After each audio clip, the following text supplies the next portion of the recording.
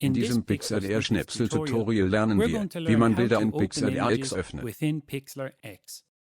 Die erste Option besteht darin, auf das Symbolbild Öffnen auf der Startseite zu klicken. In dem sich öffnenden Fenster suchen Sie einfach das Bild, das Sie öffnen möchten, und klicken dann auf Öffnen. Sie können nun auswählen, in welchen Abmessungen Sie Ihr Bild öffnen möchten. In diesem Beispiel wähle ich Original, was das Bild in seiner maximalen Größe öffnet. Außerdem können Sie einfach ein Bild von Ihrem Desktop in Ihren Webbrowser ziehen und ablegen. Denken Sie daran, dass Ihre zuletzt verwendeten Bilder immer im Panel Neueste Projekte verfügbar sind und durch einfaches Anklicken geöffnet werden können.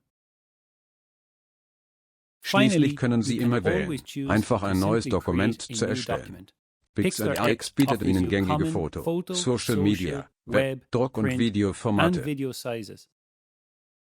Wählen Sie die Vorlagengröße, die Sie verwenden möchten. Klicken Sie dann auf Erstellen. Ihre leere Leinwand ist jetzt bereits zur Nutzung. Jetzt, da Sie wissen, wie man Bilder öffnet, viel Spaß beim Erstellen mit Pixlr X.